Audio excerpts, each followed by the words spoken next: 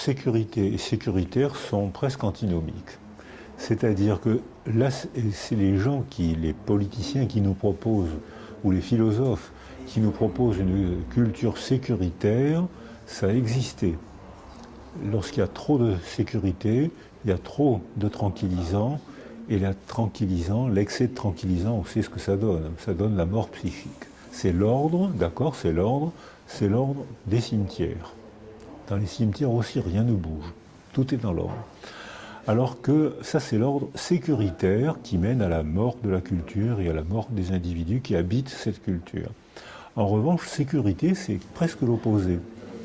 J'ai besoin d'un autre qui me sécurise pour éprouver le plaisir d'explorer un environnement qui ne cesse de changer. Le monde vivant change. On fait partie des 1% d'espèces survivantes. 95, 16%, 99% des espèces vivantes à l'origine ont disparu. Nous, êtres humains, on fait partie des 1% de survivants. Tout change. C'est-à-dire que notre cerveau change, notre organisme change, nos relations changent, notre contexte socioculturel change.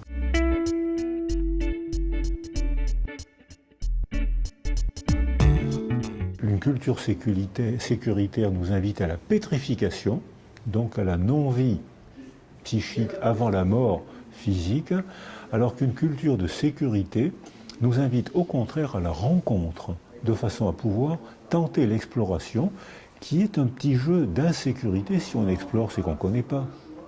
Donc on est invité à l'exploration d'une culture étrangère, d'une autre manière de penser, d'une autre religion, d'une autre technologie.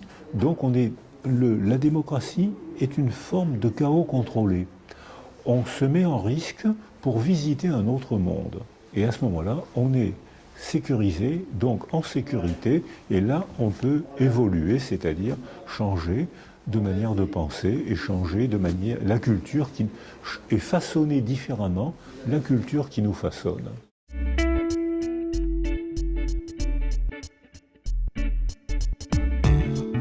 Face aux attentats terroristes, il y a deux mauvaises réponses possibles. La première réponse, c'est de ne pas en tenir compte et de ne jamais en parler. Et la deuxième réponse, c'est de toujours trop en parler. Si on n'en parle jamais, on va laisser les gens souffrir en silence. Donc pas de possibilité d'évoluer, pas de possibilité de remanier, non pas le réel, parce que le traumatisme dans le réel, la mort, ils l'ont reçu, c'est irrémédiable la mort. Hein. Le trauma, la blessure, la ruine, ils l'ont reçu. On ne peut pas remanier le réel, mais on peut remanier la représentation du réel. Or, nous, êtres humains, on souffre deux fois. On souffre une fois du coup qu'on reçoit dans le réel, et on souffre ensuite du coup qu'on se donne nous-mêmes quand on se remet à souffrir de la représentation du réel.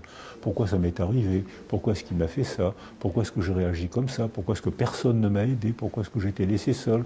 Donc si une culture nous propose « taisez-vous », arrêtez ce qu'on a entendu après les attentats récents, hein.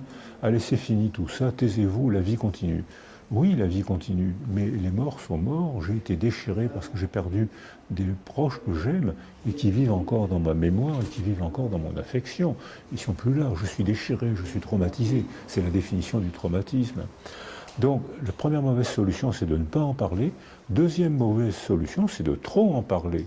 Parce que quand on en parle trop, on entretient la mémoire de la souffrance, on la révise, on l'entretient, et on met tout un groupe social sur le tapis roulant de la dépression. On ne parle que de ça, on ne pense qu'à ça. Alors, à ce moment, entre les deux, il y a une négociation à faire entre les deux. Il faut en parler quand ça vient. Et pour que ça vienne, il faut d'abord sécuriser le blessé. Et ce n'est que une fois sécurisé qu'il prouvera la force de trouver les mots et de les adresser à quelqu'un avec qui il pourra le partager.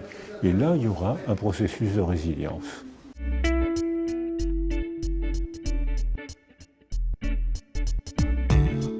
Le propre d'un langage totalitaire, c'est qu'il impose la certitude, donc l'arrêt du questionnement, donc l'arrêt du doute. Le doute est une liberté possible puisque j'ai le choix entre deux possibilités, donc j'ai un degré de liberté. Mais c'est fatigant. Il faut lire, il faut rencontrer, il faut voyager, il faut hésiter, il faut douter. Donc je suis contraint à élaborer, je suis contraint de travailler ce qui m'est arrivé. Et je ne peux travailler l'horreur qui m'est arrivée que si je suis auparavant sécurisé, préverbalement, par quelqu'un qui me sécurise. Ça peut être un prêtre, un moniteur de sport, un scientifique, un footballeur, ça peut être un philosophe, quelqu'un qui me sécurise. À ce moment-là, une fois apaisé, il m'a donné la force, ou j'ai gagné à son contact la force d'élaborer ce qui m'est arrivé. Et là, je ne suis plus prisonnier du passé. Or, le propre des langages totalitaires, c'est de imposer la vérité. Il n'y a qu'une vérité, celle du chef, religieux, idéologique ou scientifique parfois aussi. Et d'ailleurs, quand un régime totalitaire prend le pouvoir, les premiers persécutés, c'est les journalistes et les artistes. Les journalistes ont une promotion s'ils répètent la voix du maître, ils sont assassinés, déportés, emprisonnés, s'ils mettent le doute. Mais en mettant le doute, ils imposent la fatigue, mais ils permettent l'évolution. Alors que les journalistes ou les artistes ou les philosophes qui se soumettent à la loi du chef auront une promotion, mais ils empêchent l'évolution. Et c'est pour ça que tous les régimes totalitaires tombent, finissent par tomber un jour ou l'autre.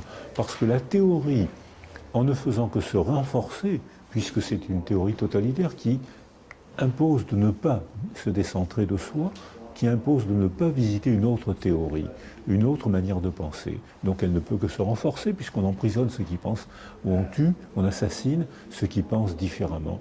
Donc cette théorie se renforce, les théories totalitaires sont de plus en plus fortes, sécurisent beaucoup de gens qui votent, un très grand nombre de dictateurs ont été démocratiquement élus parce qu'ils vendent la sécurité. Et une fois que la théorie est de plus en plus renforcée, elle est désadaptée du réel qui, lui, a évolué, et un jour ou l'autre, toutes les théories totalitaires s'effondrent.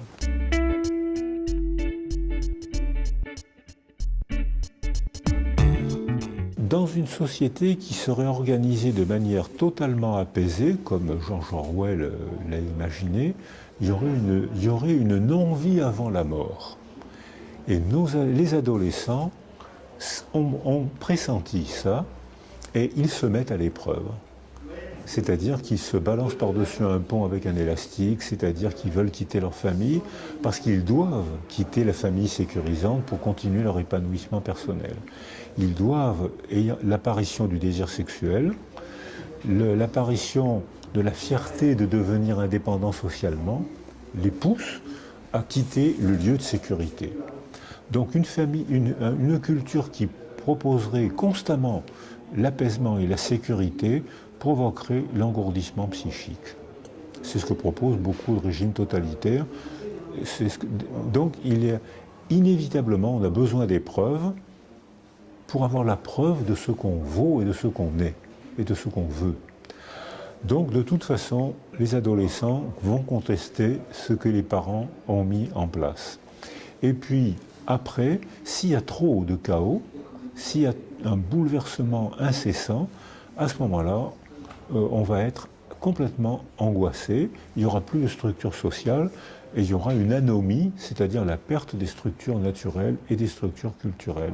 Et là, quand il y a un chaos, les candidats sauveurs arrivent, c'est le candidat dictateur qui dit « votez pour moi » ou « croyez en moi, je vais vous sauver ».